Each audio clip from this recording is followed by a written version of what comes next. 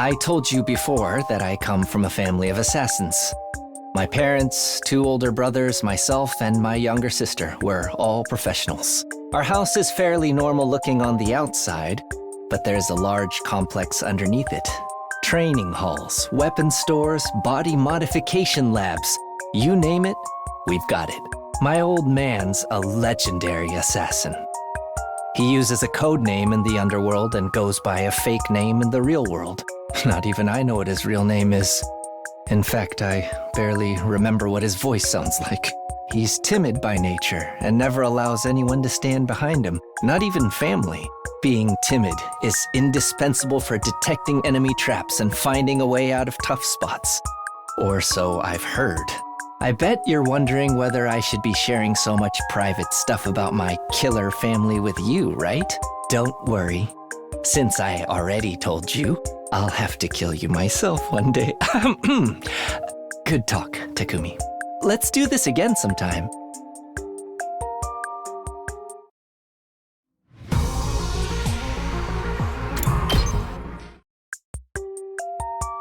Each member of my family has a favorite MO and murder instrument. My father's a sniper. My mother uses martial arts. My oldest brother uses poisonous blowing darts.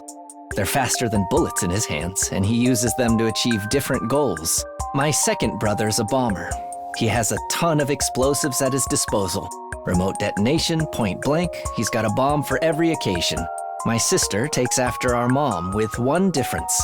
She's got superhuman strength. People let their guards down because she's just a kid, and then she kills them before they know what's happening. You can imagine how intense things get when we get into a family squabble. I'm not privy to the details, but I heard Mom and Dad's first meeting was particularly volatile. I'll introduce you to them one day, if we make it back alive, that is.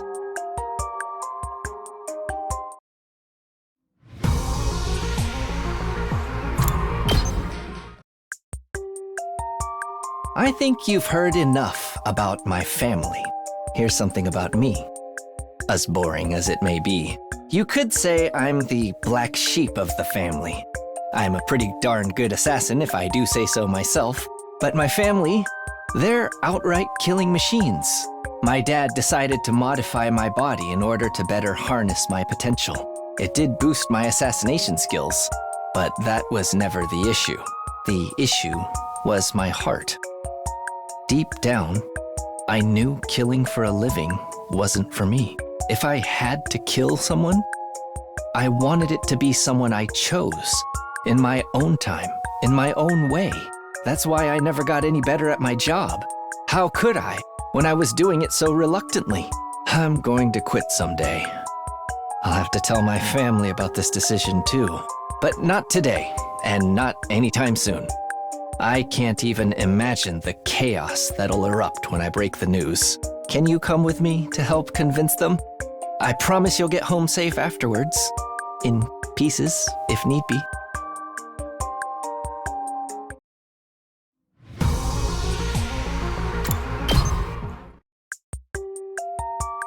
I've killed plenty of people as an assassin, albeit reluctantly. I'm pretty good at compartmentalizing, so there aren't many targets that left an impression on me. But I do remember one particularly bizarre job. My target was staying in a heavily guarded VIP hospital room. When I finally managed to sneak in, I saw a very young girl in bed there. She was the daughter of a rich family, but she had a chronic, debilitating illness. Her parents had been subjecting her to all kinds of treatments to prolong her life. Unable to bear with the pain any longer, she decided to put an end to it all. So she used her own savings to pay me to kill her. I fulfilled her request in the swiftest and most painless way possible. That was when I first realized that there could be mercy in murder.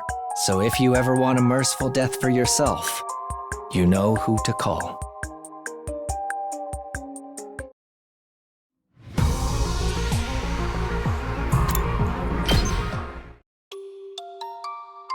I'd like to tell you about someone dear to me that I want to kill. A while back, I bumped into a fellow assassin. We'd somehow ended up with the same target. It's the unspoken rule of the industry that you have to fight to the death when that happens. I was at the peak of job dissatisfaction at that point, and honestly thought I'd rather just let the other person kill me. To my surprise, the other assassin was a high school girl around my own age. She was unhappy with the whole assassination thing too, and she wanted me to kill her.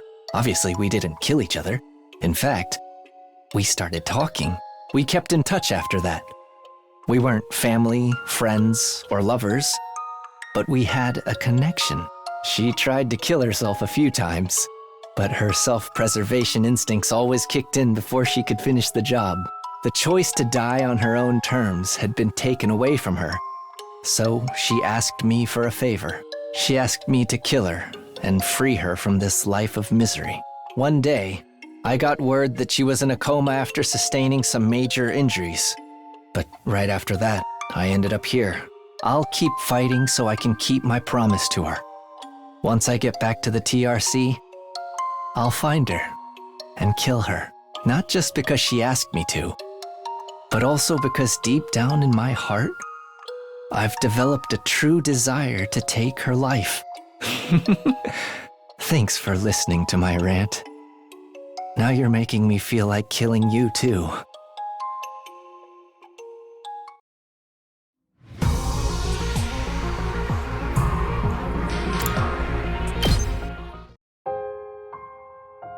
It was all a fleeting illusion.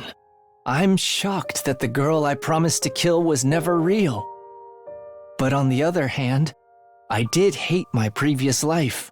This means I don't have to kill against my will anymore.